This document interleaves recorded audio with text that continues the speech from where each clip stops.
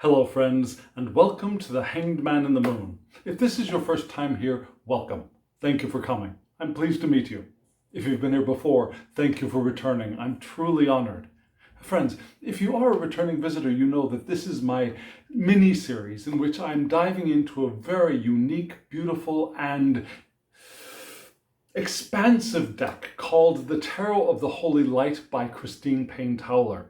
And this deck is very different from the decks that I was reared on, the decks that I grew up with, the Golden Dawn based decks, such as the Pamela Coleman Smith, Arthur E. Waite RWS, or the Smith Waite, the Harris Crowley, the Thoth decks, and all of their iterations. Those are the things that I'm used to and am comfortable reading. I've also done study with Tarot de Marseille, and I'm feeling more comfortable with that. But this is a different kind of deck. This is a deck based on the author's, Christine Payne-Towler's, extensive, exhaustive research and synthesis of ideas based on the continental esoteric tarot.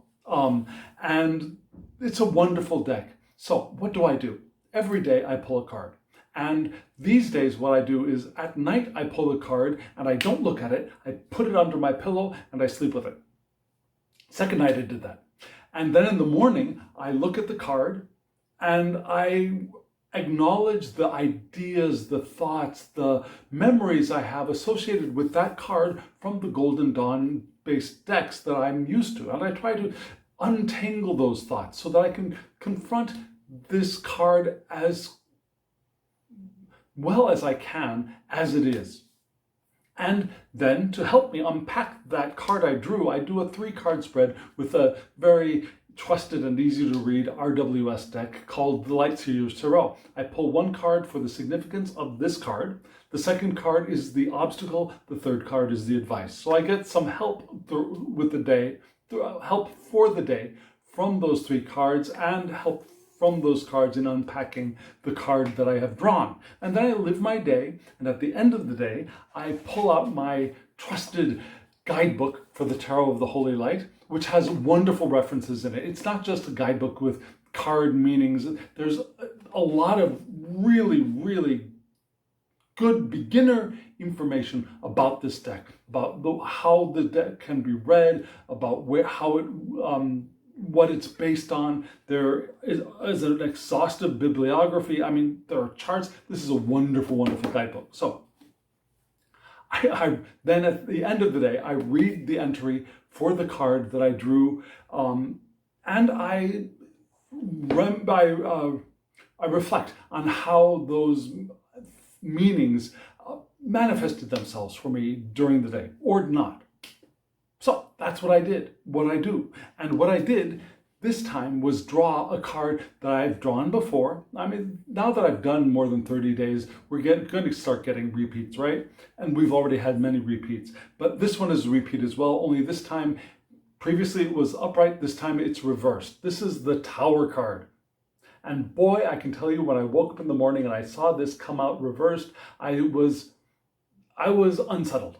Because, well, first thing in the morning, I didn't entirely have my wits together. So I was thinking, oh my God, it's the Tower and it's reversed. But let me show you the Tower upright. And when we look at the book, I'll give you the meanings of the Tower upright and then go into the reverse as well. And I'm going to try to stop waving the card in front of your face. But we've got the lightning bolt coming down from the sun. The roof of the tower has been blasted off. This is a medicine bottle, an alchemical medicine bottle, perhaps. We have figures flying out of the tower as usual, but there are also 2 figures flying just because they have wings around the tower. So not everybody's falling to their deaths or to injury or to catastrophe. There are some just hanging out, taking a peek, right? We got the clouds. This is a beautiful card, even though it could be very upsetting. Now, reversed, what came to my mind when I saw that card reversed? I thought, okay, so the Tower in this deck also can be that catastrophic disruption. It could be the lightning bolt just tearing things up, tearing things apart. So reversed, it could mean a couple things. It could mean that I'm refusing to allow myself to crack open when that is the proper response. That could be one thing. It could be that the disaster is going to be much more shocking than it could have been if I'd done the work to prepare for it. It's like the reverse tower can sometimes be, for me, that idea of, if it's upright, you have the time and the wherewithal to prepare to start dismantling the tower on your own if you want. There are things you can do. Reversed, it's a little late. Just ride it out as best you can, And so what happened? I next drew my 3 cards for helping me understand this card, the 3 from the Lightseers Tarot, and let me show you those cards right now.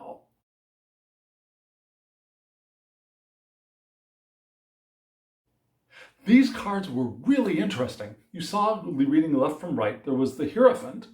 Now this Hierophant is very different from other Hierophants, right?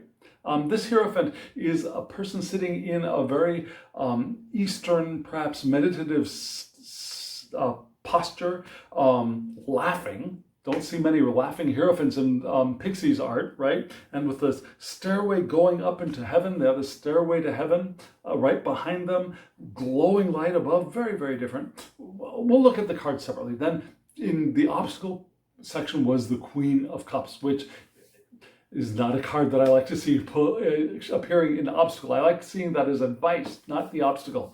And then a card that I often get for advice is the Knight of Pentacles, and it showed up here. So what did I think? Now the Hierophant. Hierophants are institutions, right? Institutions, they could be educational institutions, they could be religious institutions, they could be tradition, learning from tradition, learning from a master. Now that's going to be interesting in just a little bit. But this card is also a joyful meditator, right? The inbreaking of light from the divine, which is also another reading for the Hierophant for me. It's that the High Priestess is the emergence of light from within. The Hierophant is the inbreaking of light from above. Yeah? Perhaps the divine masculine, divine feminine, if you want to break them down. I don't like gendering those things personally, but the God within and the God without, perhaps, might be other ways of seeing those two as a complementary pair. So this with the tower, if this had been upright, I thought, if this had been upright, I could really understand this more. This is more like the learning kind of tower, the inbreaking of knowledge, all that stuff. And so I was a little bit confused, distraught, whatever. But I still held those thoughts. So this was, for me, about the inbreaking of the divine and maybe about learning. Those are some thoughts that were coming to my mind. And so the obstacle is the Queen of Cups. Now, Queen of Cups in the obstacle, for me, you see how, especially in this deck, she's up to the breast in water. Not just touching water, not just in contact with water or flowing water. This Queen is almost entirely submerged in water. And for me, that would mean that instead of the Queen of Cups being the one who is the conduit of emotion, the conduit of empathy, it could be two things. It could be disjointed emotion, not being able to connect, not being able to empathize. Or it could be being so immersed in the emotion that you're drowning in it. And it was that drown. I could see perhaps emotional disconnect being a problem, but the drowning in the emotional content of a disruption seemed like it made more sense. And so the advice was, just do the work. Focus on the tasks.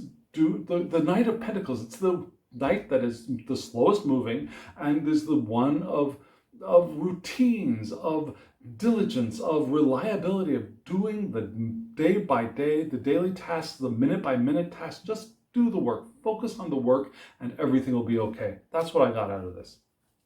And so I lived my day.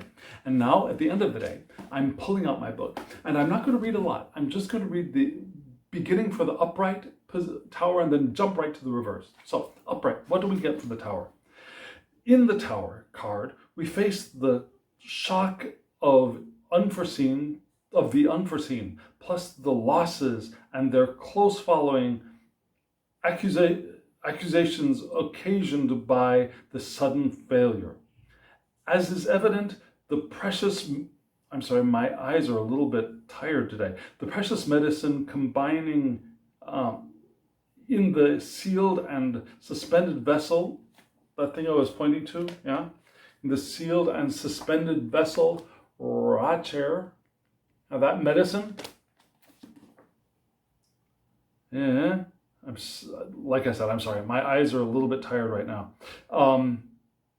So the suspended vessel is vitalized by the electric bolt. So that bolt is energizing that medicine, suggesting that the forthcoming liberation will prove to have been worth the shock. So shock, liberation, energized medicine, maybe it's worth it. Now let's move on a little bit farther. One now has to inquire, is this lightning that blasts the tower a normal, natural event, or is the punishment for evildoing? The answer to this question will color one's interpretation of the card in a spread. The Orthodox Christian will look at the faces of the two cards, the devil and then the tower, those two cards, and read the story of Lucifer's fall and punishment.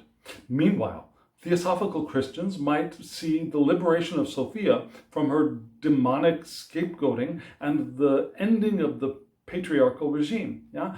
Sophia trapped in the material, trapped conceptually in the material, as and covered with the mask of what we consider to be the devil, here could be liberated. Someone from outside the Judeo-Christian discussion might further see the release of nature from under the enslaving hand of man. All wonderful, well, two of them are wonderful ideas. Sophia released, nature released. The heavily fundamentalist Christian view, not so much. But those other two are kind of cool, right? Let's move right on to the reverse. Eyes are starting to focus a little bit now. When the card is reversed, it might imply the ivory tower of detached theory and educated speculation with no practical experience. It might also point to the tower of the renunciate or recluse who walls himself in to impose spiritual discipline and exclude worldliness. The reversal of this card could also reference the tower of imprisonment and liberty's loss.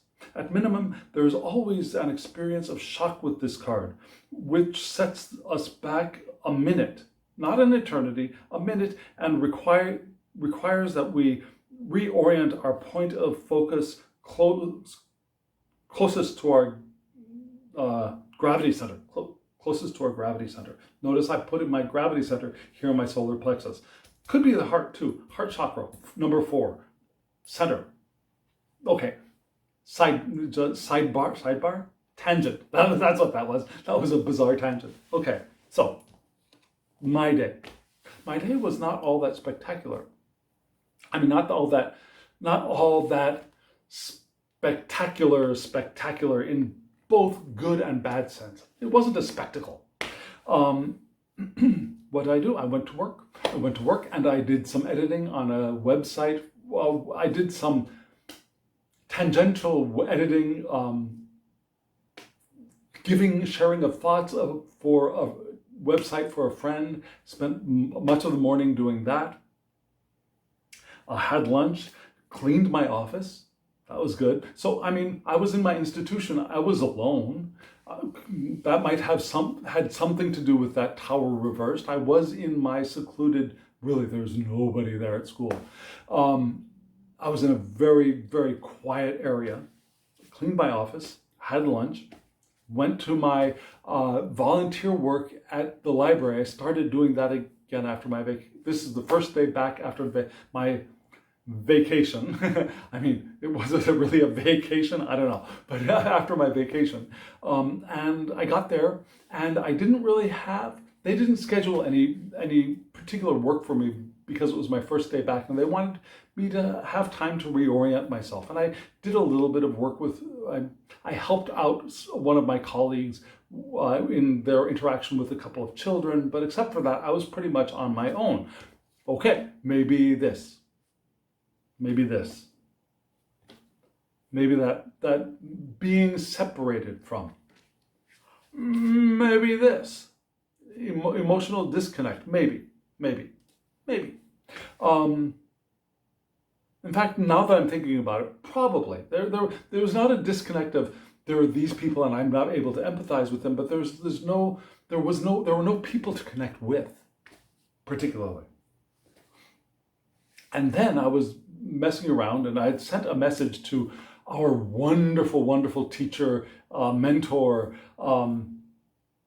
creator of this beautiful deck, Christine Payne-Towler, and had asked a fairly off-the-cuff question about a book that I was reading about, not about, but by Eliphas Levi. And I loved the first part of it, and then I got to a section that just triggered me. And because I was triggered, I wanted to ask her what she thought about it.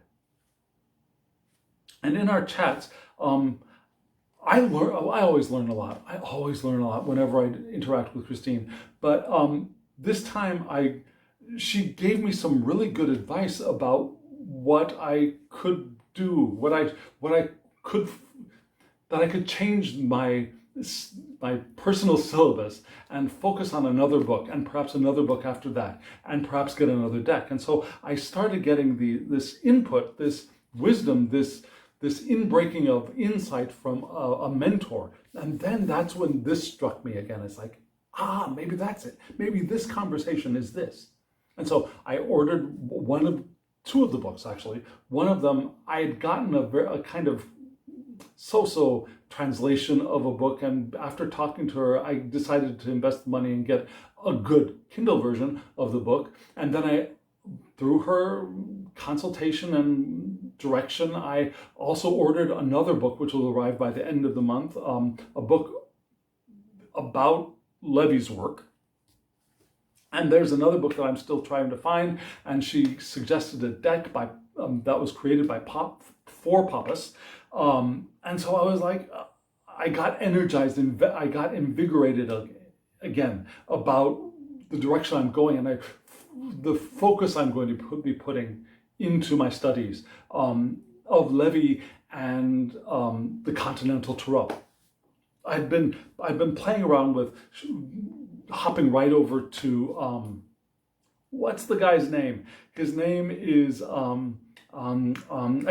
I've been thinking of hopping right over to Atea, and then after messaging and chatting with Christine Payne-Towler, I realized no, I'm going to stick with Levi for a while, and I'm going to get another deck that includes some of his concepts, the one made for Pappas, and so yeah, mostly I think I did this pretty well. I think I followed the advice of this. Now, full disclosure, I'm recording this video a little bit earlier than usual. This isn't exactly the end of the day. I've had dinner, I've come home, I've washed the dishes, all that stuff, but I'm planning on pouring myself a glass of wine. And instead of trying to do this video after I've poured myself a glass of wine, I thought I'd do it now and then live the rest of my evening that way. And maybe watch a movie. Just so you know, I don't know if you'd be interested. If you are interested in what you've just heard, up until this last point about how I'm going to be spending my evening, hit the thumbs up button so that YouTube knows that you got something out of this and others might as well. Subscribe if you haven't subscribed, and hit the alarm bell so you know when I've uploaded videos. And comment below. I'd love to hear what you think about this. I think this was I don't want to say reading, but a day that, okay, I think this card revealed itself in a couple of ways, and really, this book really clarified it for me just moments before filming this. And actually talking about it helped clarify it for me a little bit as well. I do see now the obstacle not being so much as something that was standing in my way, but something that just was. There were no people around to connect with. And so there was that isolation, even though there was this.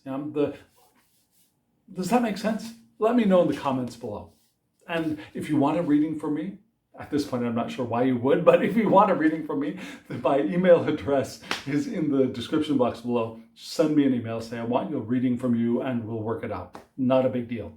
And friends, now, as always, I wish you love, joy, well-being, and pure awareness. Thank you.